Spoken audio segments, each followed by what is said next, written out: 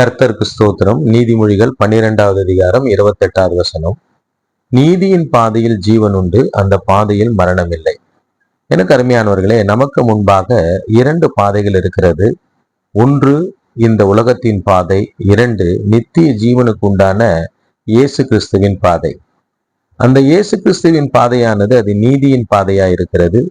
அதிலே மரணம் இல்லை. அதிலே நடப்பவர்களுக்கு ஜீவன் உண்டு. அவர்கள் மரித்தாலும் பிழைப்பார்கள்.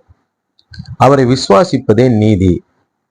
அந்த நீதியின் பாதையிலே, அந்த விசுவாச பாதையிலே நாம் நடக்கும் பொழுது, இயேசு கிறிஸ்துவை நாம் விசுவாசித்து முழுமையாக ஒப்பு கொடுத்து நடக்கும் பொழுது நமக்கு ஜீவன் உண்டு. அந்த வழியிலே மரணம் இல்லை.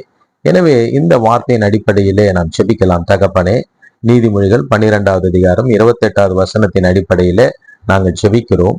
உம்மை விசுவாசித்து உம்முடைய வழியிலே நடக்கிறவர்களுக்கு ஜீவன் உண்டு. ஆண்டவரே, அந்த பாதையிலே, அந்த விசுவாச பாதையிலே, உம்மை விசுவாசித்து நடக்கிறவர்களுடைய பாதையிலே மரணம் இல்லை. இந்த நல்ல வார்த்தைகளுக்காக நன்றி சொல்லுகிறோம். நாங்கள் ஒப்பு கொடுக்கிறோம்.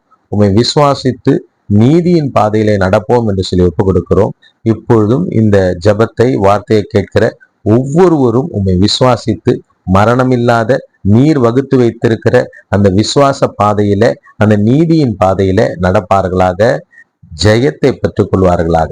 இயேசு கிறிஸ்துவின் இனிதான நாமத்தில் ஜெபிக்கிறேன் தகப்பனே. ஆமேன், ஆமேன், ஆமேன். God bless you all. கர்த்தர் உங்களை ஆசீர்வதிப்பார்.